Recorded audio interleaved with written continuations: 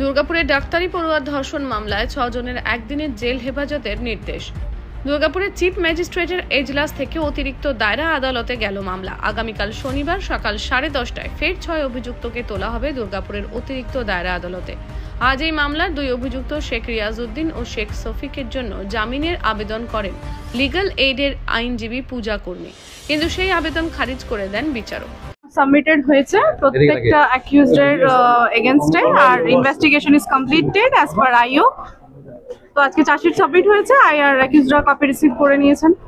আর আমাদের 2 জন অ্যাকিউজডের এগেইনস্টে শুধু sessions tribal section 310 subclass 2 of BNSS, ওটা একটা সেশনস ট্রাইবাল, আদার্স আর ম্যাজিস্ট্রেট ট্রাইবাল, এগুলোই চার্জ ফ্রেম হবে। কালকে আমাদের এডিজে কোর্টে ওদের কমিটমেন্ট আজকে কমপ্লিট হলো। আজকে কাল এডিজে কোর্টে অ্যাপিয়ারেন্স আছে প্রোডাক্ট।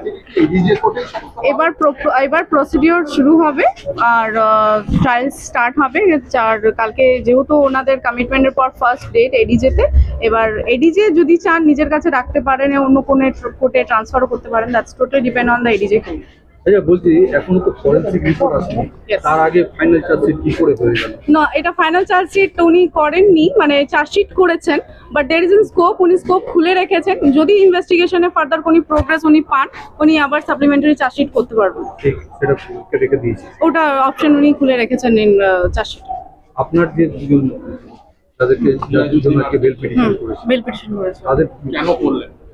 ওই দুজনের বেল পিটিশন আপনাদেরকে আমি আগেই বললাম যে দুজনের এগেইনস্টে শুধু ডাকাতি সেকশনটা প্লেস করেছে, আর আদার্স 10টা সেকশনই চার্জ দিয়েছেন, কিন্তু একটা সেকশনই সেশন ট্রাইবাল, বাকি আদার সেকশনস আর ম্যাজিস্ট্রেট ট্রাইবাল।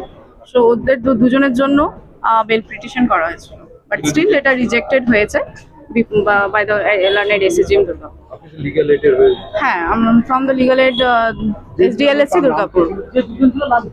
যেই দুজনের জন্য বেল পিটিশন করেছিলাম, একজনের নাম শেখ রিয়াজউদ্দিন আর একজনের নাম শেখ শফিক। বৃহস্পতিবার এই মামলায় চার্জশিট জমা করেছে পুলিশ। মাত্র 20 দিনের মধ্যে এই চার্জশিট পেশ করে পুলিশ। চার্জশিট পেশের 2 মাসের মধ্যেই মামলার নিষ্পত্তি করে অভিযুক্তদের সাজা দেওয়া সম্ভব হবে বলে আশাবাদী এই মামলার সরকারি আইনজীবী বিভাস চ্যাটার্জি।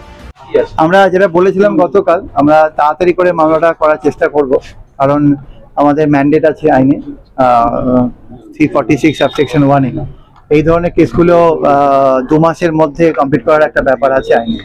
তো আমাদের নতুন আইনে অনেক জায়গা আছে যেখানে মামলা ডিলে যাতে না হয় তার ব্যবস্থা করা হয়েছে, যেমন কমিটমেন্টে যাতে ডিলে না হয়। বহু মামলা কমিটমেন্ট স্টেজে অনেক দিন ধরে ডিলে হতো।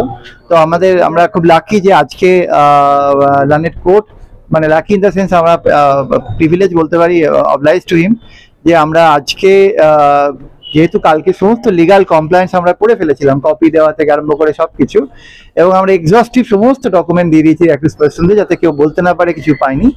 তারপরে আমাদের আজকে যেহেতু সব কমপ্লায়েন্স হয়ে গেছে, সুতরাং আমরা কোর্টের কাছে আজকে প্রেয়ার করেছিলাম যাতে কমিটমেন্টটা হয়ে যায়। তো আজকে কমিটমেন্ট হয়ে গেল এবং আগামীকাল এডিজে কোর্টে ট্রান্সফার করা হয়েছে। ওখান থেকে এবার আমরা ট্রায়ালে প্রসিড করবো আগামীকাল অনওয়ার্ড।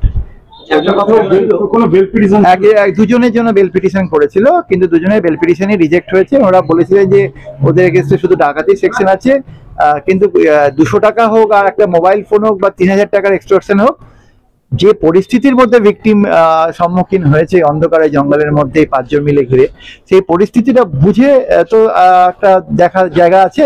তো আমরা সেটা সাবমিশন করেছিলাম, লার্নেড কোর্ট আমাদের কথা শুনেছিলাম, বিলটা রিজেক্ট করেছিল। আমাদের কাছে রিসিপ্ট আছে, যখন আমরা রিসিপ্টটা দেখালাম তখন তো তারা কিছু বললো না।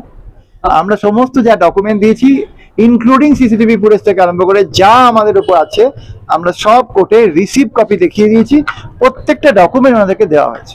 একটা কথা বলা হচ্ছে যে before submission of the entire reports, forensic reports as well, chargesheet কিভাবে ফাইল হলো এই প্রশ্ন। There are thousands of examples and precedents in Indian law যেখানে কিছু কিছু ইনভেস্টিগেশনের পার্ট বাকি থাকতেই পারে, তার জন্য কোর্ট কখনো বসে থাকবে না। আমরা আমাদের মতো ট্রায়ালে এগোবো, এবং যেহেতু ফরেনসিক একটাই সারা ওয়েস্ট বেঙ্গলে, তাদের থেকে রিপোর্ট আসতে আমাদের একটু দেরি হয়। তো যেটা যত তাড়াতাড়ি আসবে তাড়াতাড়ি supplementary chargesheet investigating officer file করবে এবং আমরা ট্রায়ালে প্রসিড। চলতি মাসের 10 তারিখে দুর্গাপুরের ডাক্তারি পড়ুয়ার সাথে ধর্ষণের ঘটনা ঘটেছিল।